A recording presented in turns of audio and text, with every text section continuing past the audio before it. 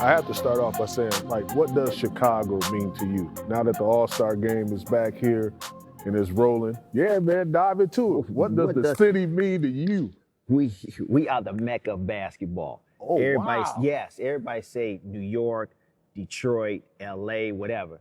Chicago is the mecca of basketball, no question about it.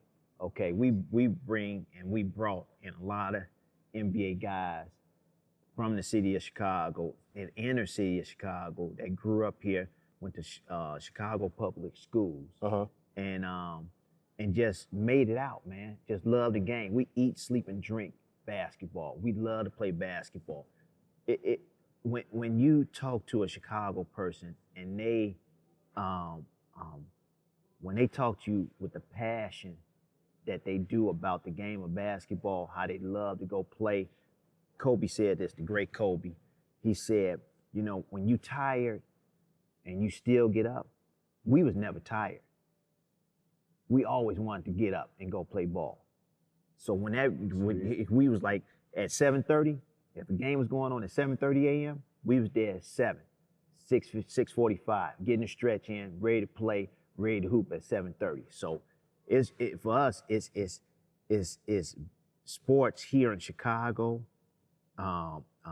music here in Chicago. It's crazy right now. It's out of control, and we love it. House music, stepping music, blues music, jazz music. Big taste, y'all got good food too. We got great food. We got great food, and best gospel.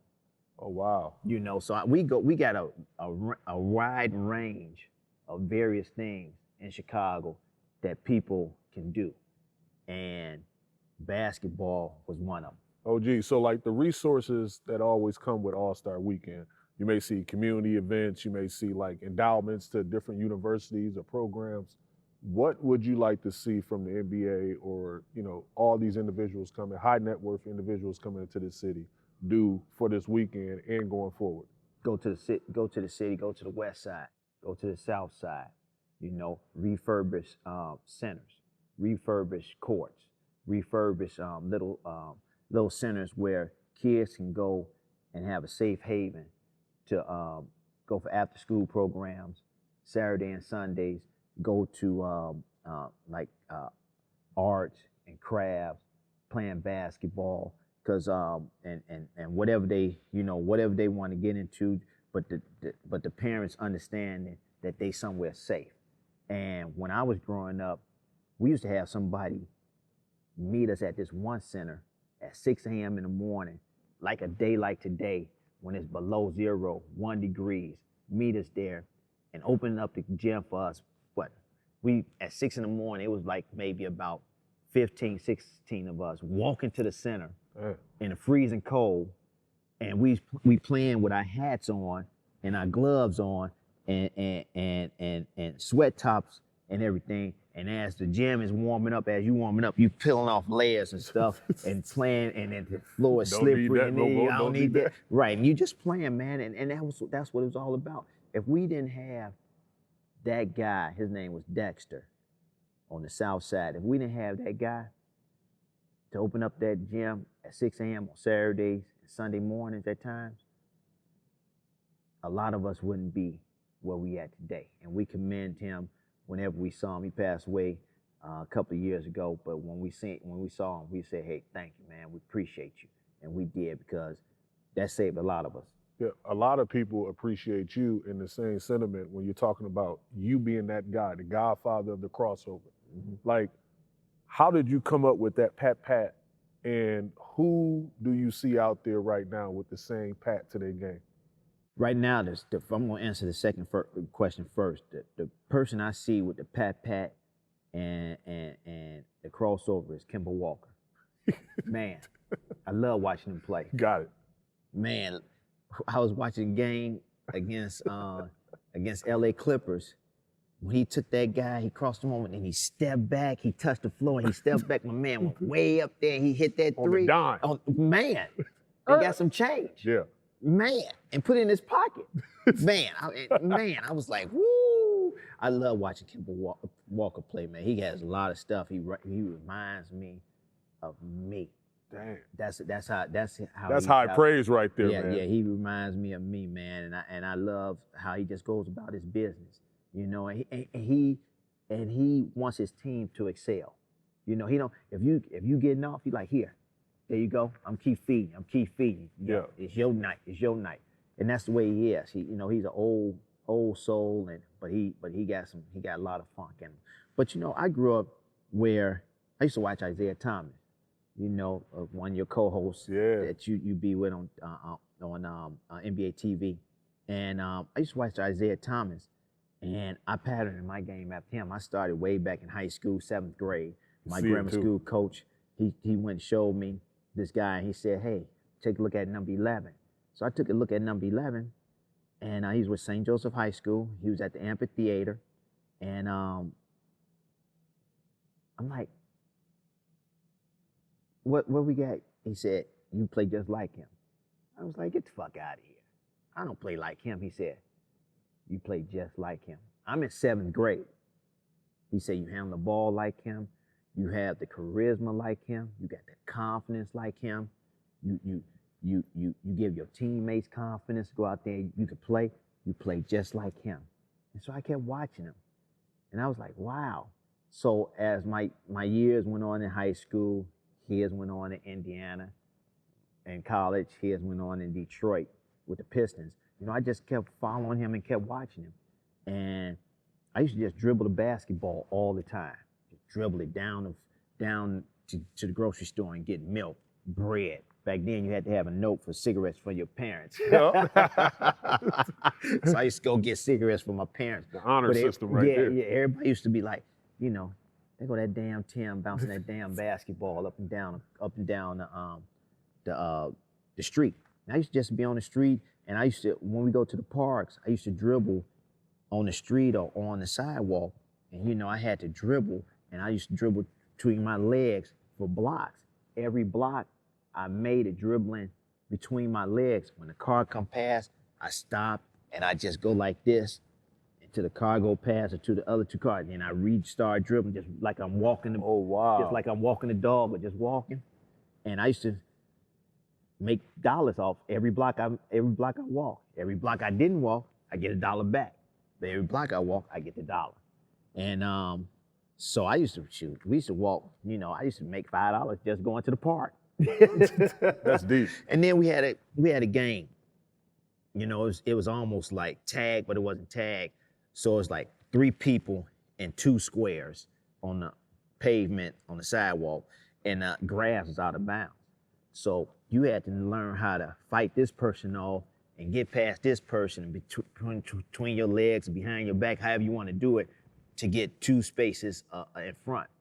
And then if you make it, then you got to come back between them guys, and it's back and forth. And then if you go out of bounds, then they got to bring the ball and do the same thing. We just made games up. And that's how I, you know, learned how to dribble really, really good. Man, you had the pat down to a T. I'm surprised you didn't mention this one guy, because I feel like he has possibly the best handle in the game right now. And that's Kyrie Irving. Kyrie Irving, I like Kyrie. Kyrie got some nice handle. I think that he plays around with the basketball too much. Yeah.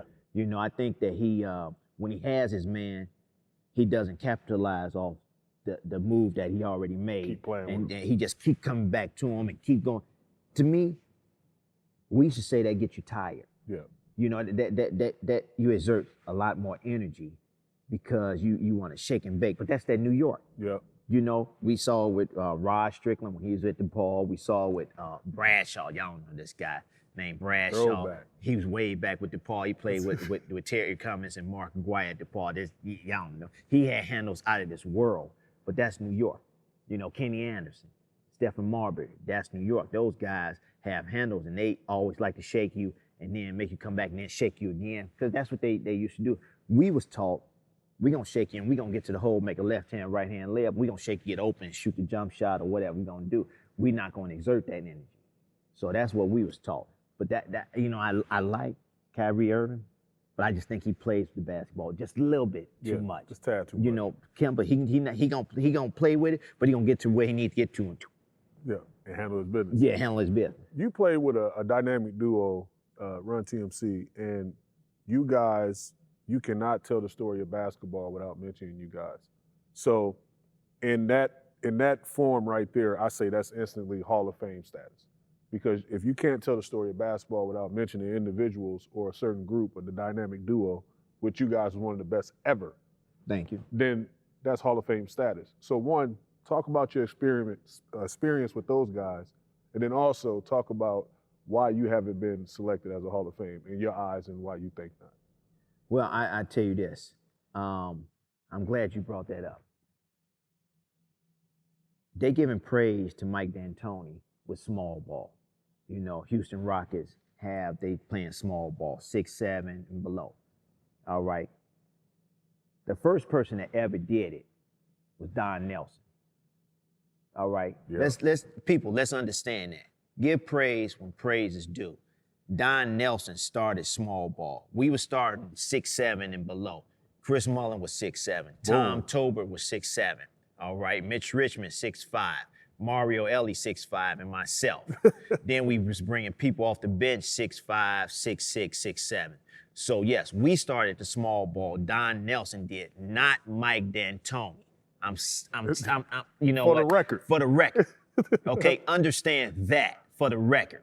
Okay, so getting off that. So yes, with Chris Mullin, Mitch Richmond, it was great.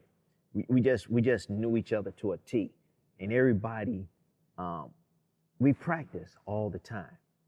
We went out there and we practiced after practice to know what we liked and what we didn't like. I knew how to bounce the ball to them. I knew when they looking, throw it past their ear for a layup. If you face guarding them so they wouldn't come off the pick, the ball is gonna come right past your ear for a layup. Already. So we had little things with our eyes and little gestures with our body and our heads to understand what we wanted to do. All right. We used to tell each other, hey, we're gonna come off this pick this first time, and I'm gonna shoot this jump on him. Next time he gonna be hedging out, I'm gonna backdoor him. All right. The third time, I'm gonna curl him, because he gonna be coming out and he gonna be trying to get to me for the jump shot, and I'm gonna fake and then I'm gonna curl him and curl right in that pocket. So we knew what to expect, and because we practice it all the time, and we talk to each other all the time. I think the guys today don't talk to each other and don't make them understand what they trying to do. When you talking about backdoor, you gotta look at them. Look.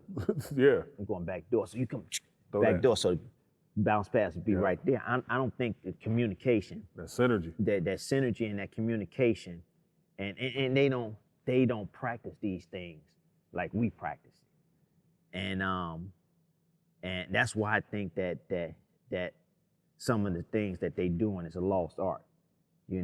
Coming in playing 1-on-1, coming in playing 2-on-2, 3-on-3, to understanding your teammates. That's what we used to do. We understood our teammates and we knew what we like to do.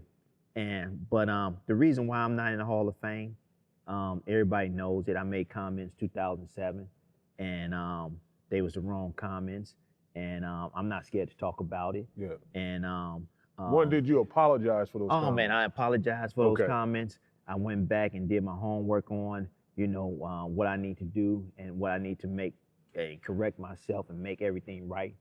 And I help the LGBT. I go in different places and I talk to people. I talk to kids, and I make sure that they understand that everything is all right. Be yourself. You can look yourself in the mirror. Don't let nobody bully you. Go talk to somebody. Go tell somebody that you're being bullied. Go. If you feel like you want to harm yourself, go talk to somebody. Don't be afraid. Don't be afraid to come out. Don't be afraid to be yourself. Because that's the way you if that's what you want to be and that's who you want to be, we all support you. It's gonna be, it's just like racism. It's gonna always be racism. It's gonna always be somebody don't like us. But we understand it. Everybody can't be loved in this world. Everybody is not gonna be loved in this world. But sticks and stones may break my bones, and names will never hurt me. Real. That's the way my mom and my dad taught me. You gotta be tough. But sometimes people need somebody to crutch on. And everybody need a crutch. You know, just, you know, I hate to say this, but when Kobe, what happened, it was tragedy. Everybody needed a crutch. Yep. I needed a crutch. My family needed a crutch. Me too. You know, everybody you heard needed a crutch. It hurt everybody. Yes. It hurt everybody. It still hurts to this day. You know, so like I tell the LGBT, hey, talk to somebody, let your feelings out, but don't hurt yourself. Don't hurt yourself. That's real. You When you see a fellow Chicagoan and Dwyane Wade, you know, represent and use his platform and coming out and being a spokesperson for his child. No, I'm happy for him. He was very happy for him. No, I'm right? very happy for him. I told his daughter, Yeah. as he say now, his daughter. I told her when I first saw her, I said, hey, we behind you 100%. Right. Live your life. You know, that was at his last game of his with the Heat. I told him, live your life. You know, you here for a purpose, and live your life, and we happy for you. And like we were just talking, we was talking off camera. I know why ESPN don't want to put me on. Yeah. You know, they blackballing me for putting me on because of what I said. They supposed to be forgive and forget, but they don't forgive and forget. They supposed to be the Disney Channel, you know, but they not forgive and forget. That's why they don't call me to come on. How you not gonna call Tim Hardaway in the city of Chicago and not have me on First Take? All right. It's your city, bro. It's my city. That's some BS. But I know why they don't not have me on. They say it's for different reasons. They lying. And I tell them they on some BS. All right. But it's okay. It's okay. And they talking about the reason why I wasn't on the crossover.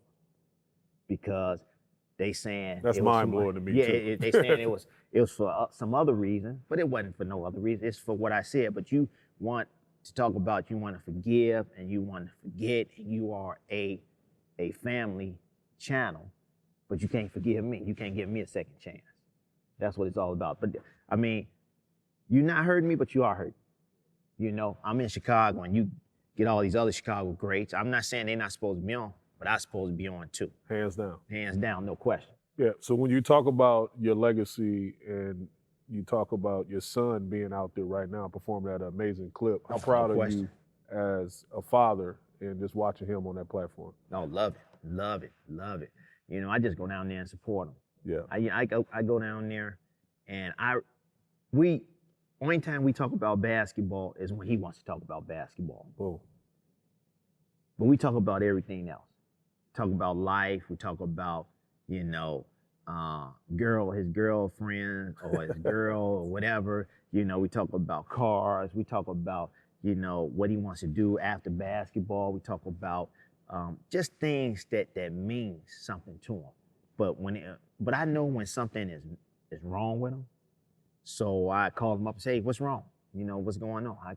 What's happening? How can I help? How can I help? He'll say nothing, or he'll call, I text him, he'll hit me back, hey dad, you know, blah blah blah, this and that, da da da. I'm like, okay, we talk about it. But other than that, I don't talk about basketball. It's just about everyday life, and I love what he's doing out there. He's been healthy for the first time in 3 years. That's major. A lot of people don't know that. He's been healthy for the first time in 3 years. And I know what he can do. He knows what he can do. It's just up to the coaches and the team to put him in those predicaments to help the team out and to make them excel. And that's what Rick Carlisle is doing now. And I see that the team is feeling confident that he is the third scorer on that team. And he's doing work. Yeah, he's thriving in that position. Pat Riley, you talk about coaches and giving them confidence. Godfather of the game. Your biggest takeaway from Pat Riley? Biggest takeaway, preparedness. Preparedness in each and every way, on and off the court. Yeah. You know, always knowing what is next. Yeah. You know, always ahead. Always thinking ahead, always knowing what's next, always out thinking your opponent or the businessman in front of you, but preparedness. He's always prepared. For any situation. For any situation. For anything. He if he's going to talk to you, he's going to talk to you, and he's going to have his stuff outlined, what he wants to say and how he wants to deliver it to you. You know that. You know. So he'll call you in. He got his blue sheet of paper, got his notes right there, folded, and he know and on that blue piece of paper, it's about what? 10 things on each side. So it's 4 sides to paper. So it's 10 things on this side, 10, and then you turn it over, it's 10 things on that side and 10 things on that. So he got whatever you about to say, he kind of knows what, so he's ready for that. Yeah. So he's already always prepared. That's what I love about him. That's what has rubbed off on me. Ultimately, this last question I got for you. You sure? I love talking to you. Yeah, come on, family, bro. But when you think about your legacy, what do you want to be remembered as and for most? Man, I want to be remembered as a person that went out on a basketball court and gave it his all each and every night, gave a show to the fans, made the fans enjoy coming to the game, and giving back to my city of Chicago. You know, always coming back and talking to the kids and making them understand life is hard, but you can always get by if you take your time and don't rush anything and do stuff the right way and go to school and get your education. That's what I want my legacy to be. I just, you know, helping out others, but, you know, remembering me out there on the basketball court, just having fun first of all, but yeah, you know, just giving people joy. I want to say, man, thanks for coming on the show, and you are one of the realest OGs ever in this game, and you are a Hall of Famer. Well, thank you. I appreciate that. Respect. Thank you.